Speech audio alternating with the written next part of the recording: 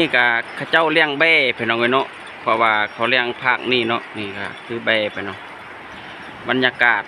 บ้านตะยงพี่น้องยามเช้าเนาะเจ้าเลี้ยงแบ่พี่น้องเนาะ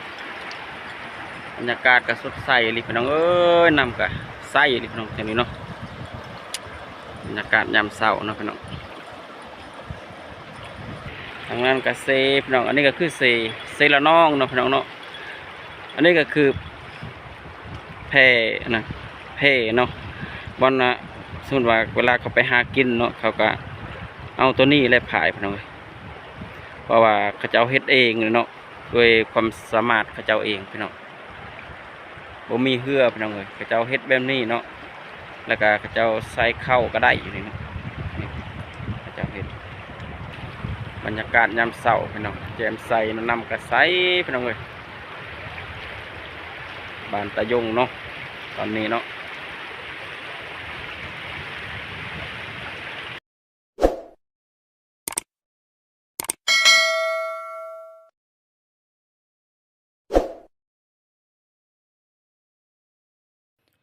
เอา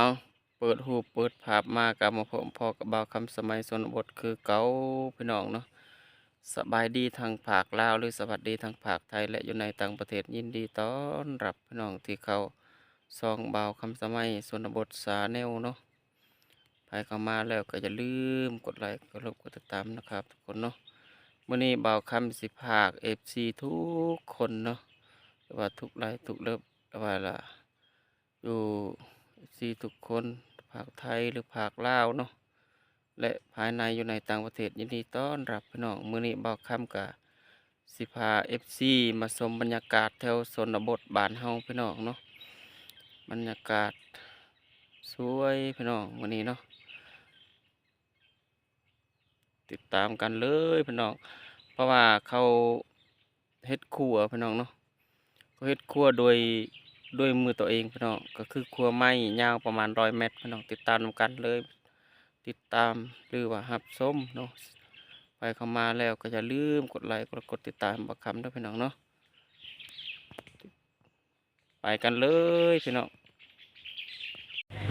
สบายดี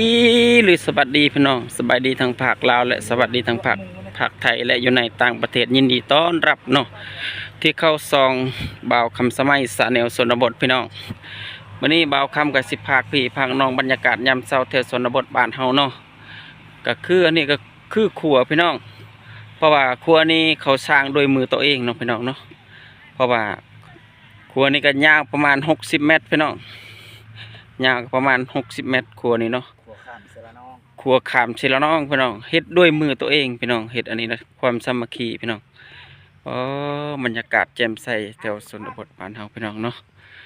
นี่ก็คือเซละน้องพี่น้องเนาะเพราะว่าแถวชนบทบ้านเฮาก็ยังบ่มีเนาะยังบ่มีครัวพี่น้องเลยล่ะเขาเฮ็ดเป็นไม้ครัวพี่น้องข้ามไปเนาะนี่เนาะมื้อนี้ก็ทางทีมงานเฮาก็ไปเฮ็ดเวียกแถวนี้อันนี้คือเซละน้องพี่น้องอันนี้คือเซละน้องเด้อพี่น้องเด้อบรรยากาศยามเช้าเนาะพี่น้องเนาะสวยงามเป็นงามหลายพี่น้องเนาะทางทีมงานเฮาก็ลงไปเฮ็ดเวียกทางนี้เนาะบรรยากาศยามเช้าพี่น้องเพราะว่าครัวนี่ก็เฮ็ดด้วยมือตัวเองพี่น้องเนาะป่าก็มีเนาะพี่น้องป่าพี่น้องเอ้ย1นะคักเลยพี่น้องเนาะเขาเฮ็ดด้วยมือตัวเองเลยพี่น้องครัวนี่เนาะยาวประมาณอยู่เกือบ100พี่น้องเนาะเกือบ100 เมตรเนาะยาวเนาะเกือบ100 เมตรพี่น้องเบาคำเบาผิดว่าท่านเนาะบรรยากาศยามเช้าพี่น้องแถวชนบทเนาะพี่น้องเนาะมื้อนี้ก็อากาศก็เริ่มแดดแล้วเนาะพี่น้องอากาศก็เริ่มแดดแล้วเนาะ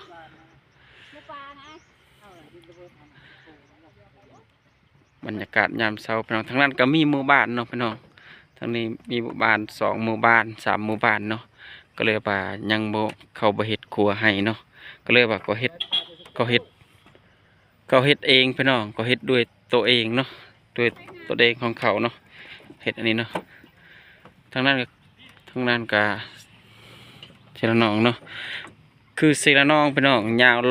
100 เมตรเนาะยาวประมาณ100 ป่ายเลยพี่น้องเบาคำเบาผิดเลยพี่น้อง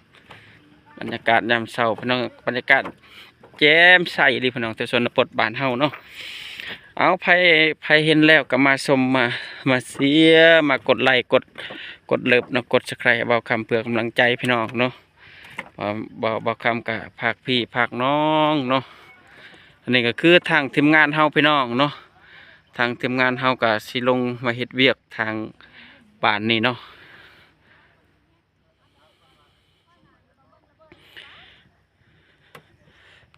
อยู่นี่เด้อพี่น้องเด้อนี่เนาะบรรยากาศยามเช้าเนาะ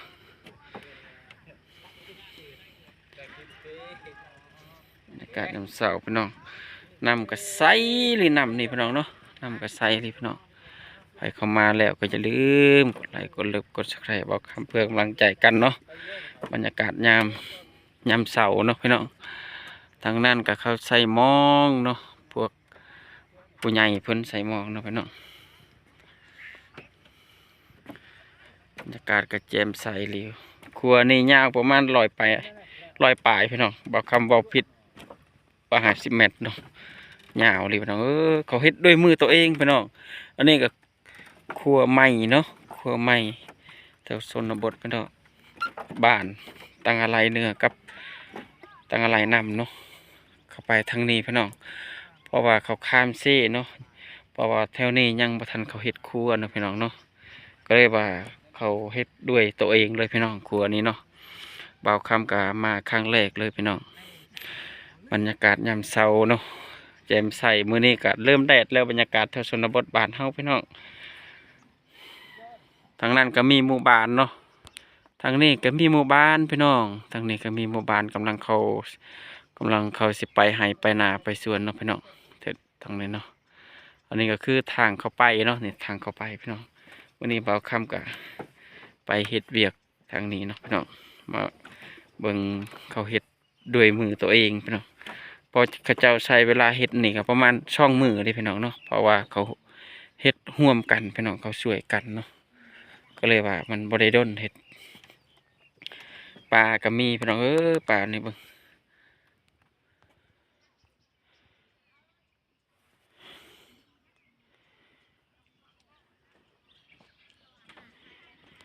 ปลาก็มีเท่านี้เนาะพี่น้องบรรยากาศแจ่มใสเลยพี่น้องนี่ยามเช้าแถวชนบทบ้านเฮาพี่น้องนี่คือก็ยังก็จะเอาไปให้ไปนาไปสวนเนาะแต่เก้าคันว่านำขึ้นเนาะเขาก็เอาเรือนี่ไปพี่น้องแต่ว่าเดี๋ยวนี้นำบริขึ้นเขาก็ไปตา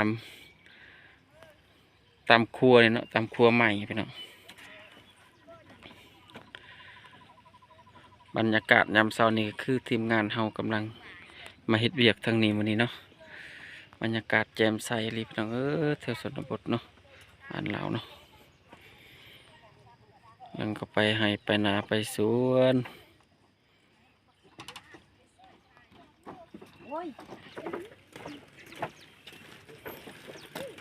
อ้าวย่างไปให้ไปนาไปสวนผู้สาวเนาะมีแต่ผู้สาวบ้านนี่ก็หมดออลึก็หมดเนาะไปให้เลยพี่น้องออกให้มื้อนี้เนาะสาวหลายๆคนพี่น้องบรรยากาศยามเช้าพี่น้องเนาะเขาก็ไปตามนี้แหละพี่น้องตามมือใหม่เนี่ยเนาะบรรยากาศยามเช้าพี่น้องบ่าวคำกับหากมาครั้งแรกเนาะคำก็มาครั้งแรกสบายอะไรเนาะไอ้น้ำมือนี่ปลาบ่ปลาน้อยเนี่ยปลาน้อยลายเลยพี่น้องปลาก็ลายเนาะน้ำหับเซนี่น้ำกระใสเลยพี่น้องบรรยากาศยามเช้านี่คือเรือพี่น้องทางนั้นก็มีหมู่บ้านเด้อพี่น้องทางนั้นก็มีหมู่บ้านเนาะทางนั้นก็มีหมู่บ้านเลยกระเจ้ากำลังไปให้ตอนนี้พี่น้องกำลังไปให้ไปนาไปสวนเนาะ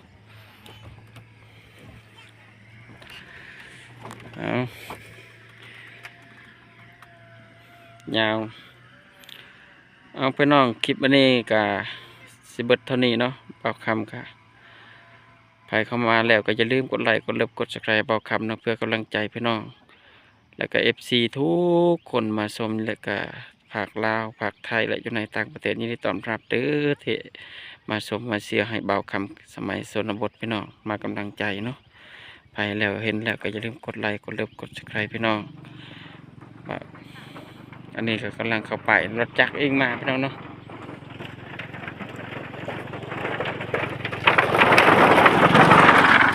รถจักรกับไปทางนี้พี่น้องรถจักรเนาะเขาก็เที่ยวไปเนาะรถจักรก็เที่ยวไปทางนี้เลยพี่น้องรถจักรเนาะเอาใครเห็นแล้วก็อย่าลืมฝากกดไลค์แชร์แล้วพี่น้องคลิปนี้ก็จบเท่านี้เด้อ FC มาชมมาเสียเนาะขอบใจหลายๆ